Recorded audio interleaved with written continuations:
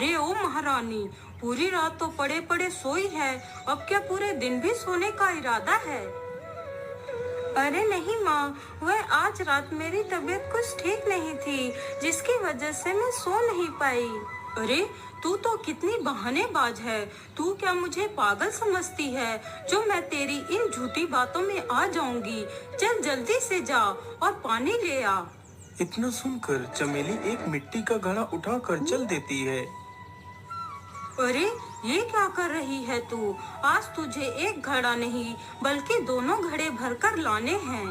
इतना सुनकर चमेली दूसरा घड़ा भी उठा लेती है और निकल पड़ती है। चमेली थी तो बहुत होशियार, लेकिन उसके घर में उसकी कोई भी इज्जत नहीं करता था। हे भगवान, मैं इन सब की इतनी इज्जत करती हूँ, इनका सम्मान करती हूँ, लेकिन बदले में मुझे सिर्फ और सिर्फ तिरस्कार ही मिलता है। यदि ऐसे ही चलते रहा तो ये लोग मुझे जल्दी ही पागल कर देंगे, इसलिए मुझे कुछ ना कुछ तो करना ही पड़ेगा।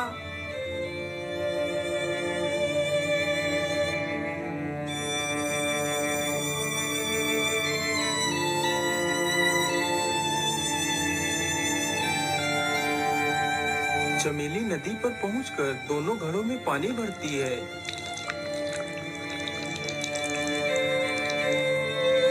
पानी तो भर लिया है, चलो अब जल्दी से पानी लेकर चलती हूँ। लेकिन पानी के घड़े तो दो हैं, मैं दोनों घड़े को अकेले उठाकर भी नहीं रख सकती। चलो ऐसा करती हूँ, किसी का इंतजार कर लेती हूँ, हो सकता है कोई मेरी मदद के लिए आ जाए। ये सोचकर चमेली वहीं पर बैठकर किसी पथिक की प्रतीक्षा करने लगती है।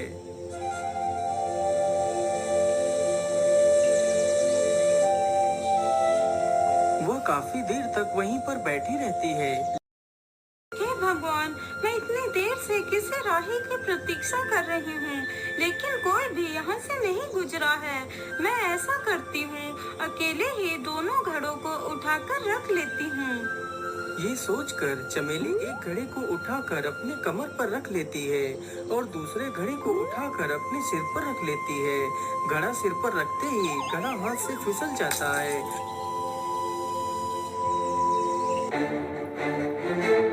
हाय राम राम, ये क्या अनर्थ हो गया?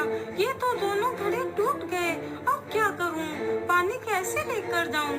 जब घर में पता चलेगा कि मैंने दोनों घड़े तोड़ दिए तो पता नहीं वे लोग मेरे साथ क्या करेंगे, और यदि घर नहीं गई तो मेरे पति मुझे मार ही डालेंगे, इसलिए घर चलना ही उचित होगा। इतना सोचकर बेचारी चमेली वहाँ से चली जाती है। क्या बर्तन तोड़ दिए? अरे मूर्ख, तुझे पता भी है कि बर्तन कितने महंगे आते हैं, लेकिन मुझे ये समझ नहीं आ रहा कि तूने दोनों घड़े तोड़ कैसे दिए। माँ जी, यदि आप मुझे दो घड़े और दें तो मैं आपको स्पष्ट रूप से बता पाऊंगी कि घड़े कैसे टूटे थे। अच्छा, ऐसे बात है, तो ये ले दो घड़े, अब मुझे बता कि घड़े कैसे टूटे थे। देखिए माता जी, पहले मैंने एक घड़ा उठाकर अपनी कमर पर रखा ऐसे, और फिर मैंने दूसरा पानी का घड़ा उठाकर अपने सिर पर रखा ऐसे। चमेली इतना कहते ही सिर पर रखे घड़े को छोड़ देती है। घड़ा सीधे दूसरे घड़े पर जा गिरता है, जिसकी वजह से फिर से वह दोनों घड़े टूट जाते हैं। यह देखकर तो चमेली की सास और भी ज्यादा गुस्सा हो जाती है। तूने दो घड़े और तोड़ दिए, आने दे तेरे पति को, मैं तुझे आज ही इस घर से निकलवा दूंगी। लेकिन माँ जी, इसमें तो मेरी कोई गलती नहीं, आपने ही कहा था कि घड़े कैसे टूटे, तो मैंने बता दिया। अरे क्या बात है भाग्यवान, तुम इतना शोर क्यों मचा रही हो? अजी देखिए अपनी इस मूर्ख बहू को, आज इसने पूरे 4 घड़े तोड़ दिए। क्या 4 घड़े तोड़ दिए? लेकिन कैसे? अब आप ही पूछ लीजिए इससे। बोलो बहू, तुमने एक दिन में पूरे 4 घड़े कैसे तोड़ दिए? पिताजी, यदि आप मुझे 2 घड़े और दीजिए तो मैं आपको दिखा सकती हूँ कि घड़े कैसे टूटे। अच्छा ऐसी बात है, तो फिर भाग्यवान तुम इसे जल्दी से 2 घड़े और ला कर दो। अरे नहीं जी, इसे अब और घड़े मत दीजिए, नहीं तो ये वह भी घड़े तोड़ देगी। अरे नहीं नहीं भाग्यवान, तुम घड़े लेकर आओ, जरा मैं भी तो देखूं कि घड़े कैसे टूटे। इतना सुनकर चमेली की सास 2 घड़े और लेकर आती है। लो बहू, घड़े तुम्हारे सामने है। बताओ तुमने घड़े कैसे तोड़ दिए? देखिए पिताजी, पहले मैंने पानी का भरा हुआ घड़ा अपने कमर पे रखा ऐसे, फिर मैंने दूसरा घड़ा उठाकर अपने सिर पर रखा ऐसे। इतना कहते ही चमेली घड़े को छोड़ देती है। इस प्रकार फिर से 2 घड़े टूट जाते हैं। यह देखकर चुन्नी लाल को भी गुस्सा आ जाता है। तभी चमेली का पति महेश भी आ जाता है।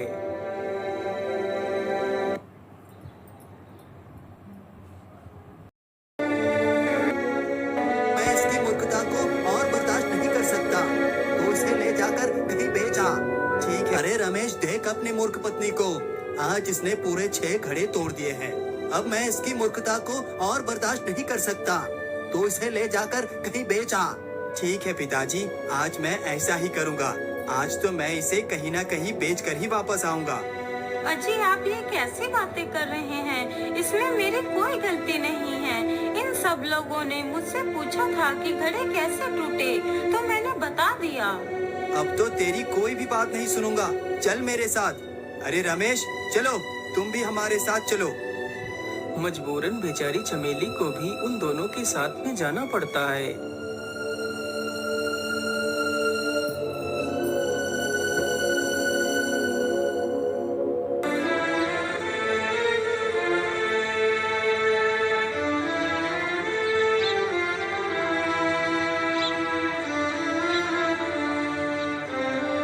वह तीनों चलते चलते बहुत ज्यादा थक जाते हैं। अरे भैया, मुझे तो बहुत जोर की भूख लगी है। अरे भैया, जरा उधर देखो, मुझे लगता है वो कोई खाने का ढाबा है। चलो ढाबे के पास चलते हैं और कुछ खाते हैं। लेकिन मेरे पास तो पैसे ही नहीं है, मैं भला खाना कैसे खा सकता हूँ?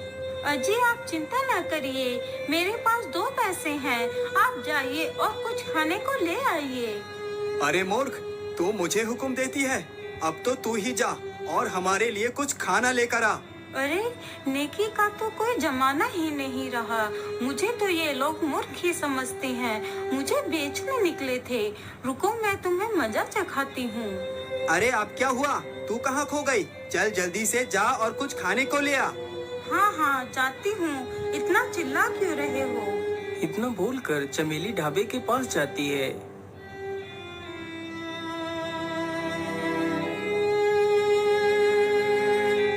अरे सेठ जी, मैं इन दोनों आदमियों को बेचना चाहती हूँ। लेकिन ये दोनों है कौन? सेठ जी, इनमें से एक मेरा पति है और दूसरा मेरा देवर है। यदि वो तुम्हारा पति है तो तुम उसे बेचना क्यों चाहती हो? अरे नहीं नहीं सेठ, मैं नहीं बेचना चाहती। वह दोनों खुद बिकना चाहते हैं। बेचारे दोनों आपके पास आने में शर्मा रहे थे, इसलिए मुझे भेजा है। लेकिन मैं ये कैसे मान लूं कि तुम सत्य कह रही हो? यदि आपको यकीन नहीं है तो मैं आपके सामने ही पूछवा देती हूँ। अजी सुनिए ना, मैं एक के ले लूँ या फिर दोनों के ले लूँ? अरे तू भी ना, एक का क्या लेगी, दोनों का ले ले। देखा सेठ जी, जब मैंने पूछा पैसे एक के ले लूं या फिर दोनों के ले लूं, तो उन्होंने बोला दोनों के ले लो। अब तो आपको यकीन हो गया। सेठ जी, आप मुझे इन दोनों के 10,000 रुपए दे दीजिए। ठीक है, ये लो 10,000 रुपये। अजी सुनिए ना, आप दोनों को सेठ जी बुला रहे हैं। लेकिन सेठ हम दोनों को क्यों बुला रहा है? आप खुद ही जाकर देख लीजिए। फिर वह दोनों भाई सेठ के ढाबे की तरफ चल देते हैं। तभी मौका पाकर चमेली वहां से भाग जाती है। बोलिए सेठ जी, आपने हम दोनों को क्यों बुलाया है? अरे बुलाया क्या है, जाओ जल्दी से और बर्तन धो। अरे सेठ जी, आप ये क्या कह रहे हैं? भला हम बर्तन क्यों धोएं? अरे पैसे लेकर अब बोल रहा है कि मैं बर्तन क्यों धोऊं? पैसे? लेकिन कैसे पैसे? हमने तो कोई पैसे नहीं लिए। अरे भाई, तुम्हारी पत्नी तुम दोनों को बेच गई है। अभी तो तुम्हारी पत्नी ने तुम दोनों से पूछा था कि पैसे एक के लूं या फिर दोनों के। तो तुमने कहा था कि दोनों के ले लो। तब मैंने तुम दोनों को 10,000 रुपए में खरीदा है। अब चलो जल्दी से काम पर लग जाओ। अरे ये चमेली तो कितनी होशियार निकली। मैं तो उसे बेचने आया था और वो हम दोनों को ही बेचकर चली गई। अरे क्या सोच रहे हो तुम दोनों? चलो जल्दी से जाओ और काम पर लग जाओ। इस प्रकार वह दोनों भाई वहीं सेठ के ढाबे पर काम करने लगते हैं।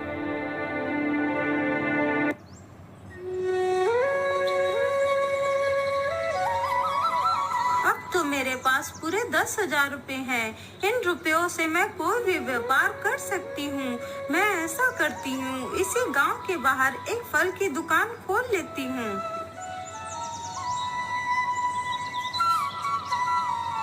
चमेली गांव के बाहर एक फल की दुकान खोल देती है।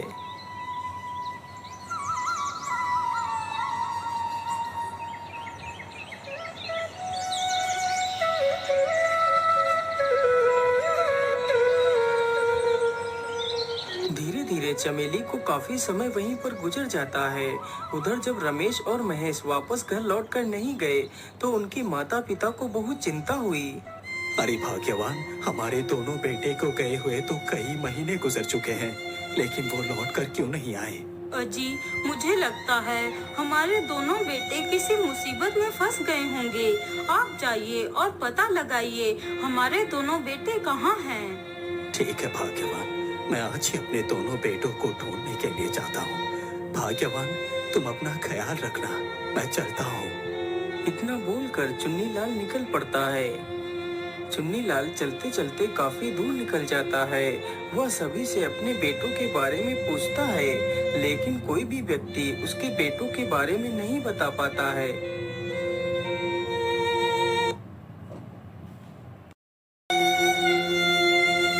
हे भगवान, आखिर मेरे दोनों बेटे कहाँ चले गए?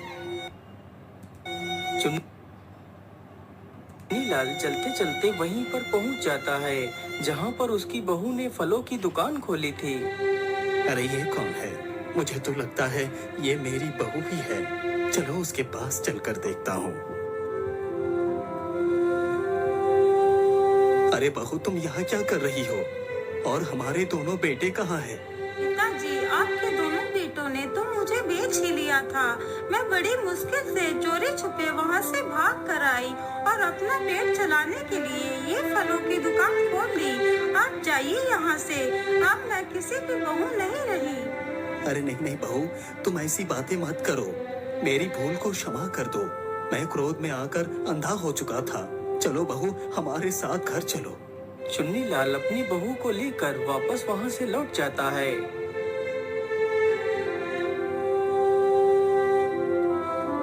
बेटी, मुझे माफ कर दो।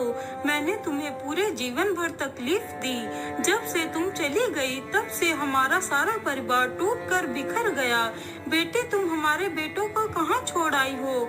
मैं तुम्हारे हाथ जोड़ती हूँ, हमारे बेटों को वापस ले आओ। ठीक है माँ जी, आप रोइए मत। मैं जल्दी ही आपके दोनों बेटों को ले आऊंगी।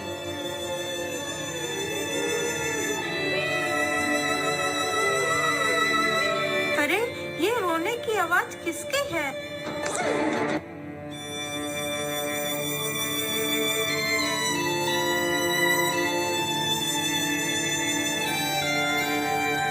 अरे, क्या हुआ भैया? आप लोग रोते हुए कहाँ जा रही हैं? अरे चमेली बहन, मैं तुम्हें क्या बताऊं, भिक्खू दादा के पोते की मृत्यु हो गई है। बेचारा पैदा होते ही मर गया है।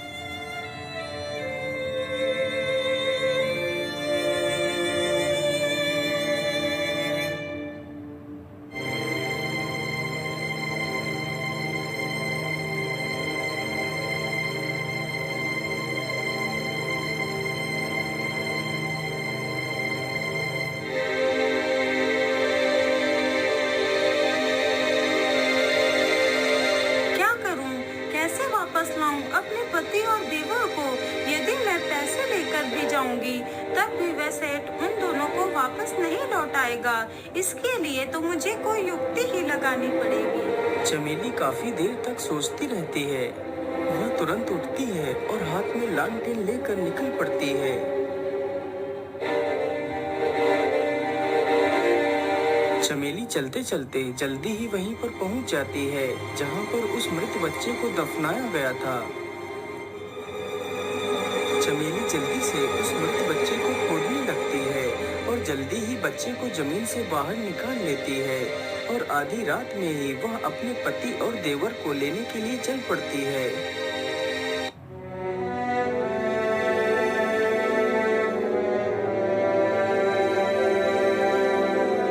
उसे चलते चलते रात से सुबह हो जाती है। पूरी रात भर चलते रहने की वजह से चमेली का मुख ढल जाता है, मानो उसकी सूरत ही बिगड़ गई हो।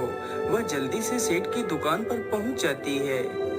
अरे सेठ जी, आप मुझे 2 रुपए की मूंगफली दे दीजिए और 2 रुपए का नारियल दे दीजिए और 2 रुपए के बादाम दे दीजिए।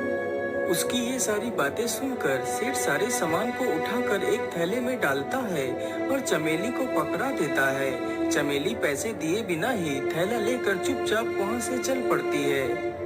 अरे ओ बहन, अपने सामान के पैसे तो दिए ही नहीं। अरे पैसे तो देते जाओ। सेठ कई बार आवाज लगाता है, लेकिन चमेली सेठ की बात को अनसुना कर आगे बढ़ती चली जाती है। अरे ओ दुष्ट औरत, क्या तुझे सुनाई नहीं दे रहा?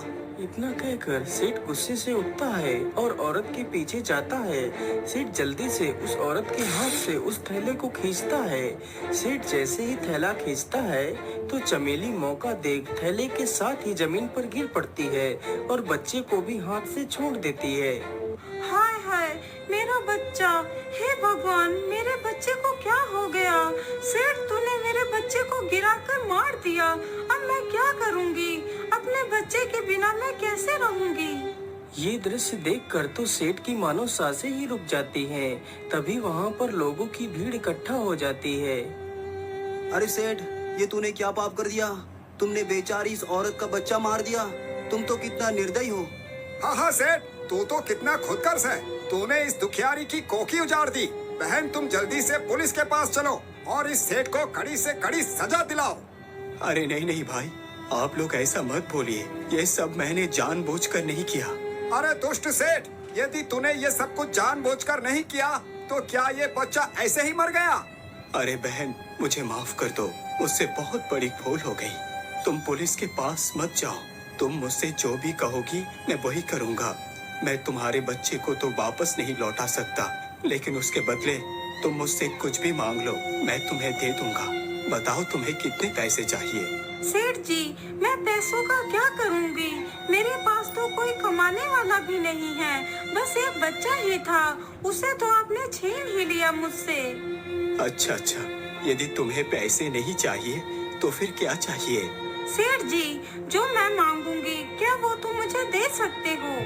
हाँ हाँ मांगो, तुम्हें क्या चाहिए? सेठ जी, आप मुझे अपने ये दोनों नौकर दे दीजिए और मुझे 50,000 रुपए दे दीजिए। मैं इन रुपयों से कोई व्यापार करूंगी और ये दोनों नौकर हमारा सारा कार्य करेंगे। अच्छा अच्छा, ठीक है, मैं तुम्हें ये दोनों नौकर देता हूँ। सेठ अपने दोनों नौकर और 50,000 रुपए उस महिला को दे देता है। सेठ जी, अब मैं तो जा रही हूँ। आप मेरे बच्चे का अंतिम संस्कार कर देना। हाँ हाँ, क्यों नहीं, तुम चिंता मुक्त होकर जाओ। मैं तुम्हारे पुत्र का अंतिम संस्कार कर दूंगा। इतना सुनकर तीनों वहाँ से चले जाते हैं। देखा जी, मेरी बुद्धि का कमाल। आप हमेशा मुझे मूर्ख समझते थे ना, अब देख लिया मूर्ख कौन है। हाँ हाँ चमेली, तुम जीती और मैं हारा। मैं समझ गया कि तुम कितनी बुद्धिमान हो।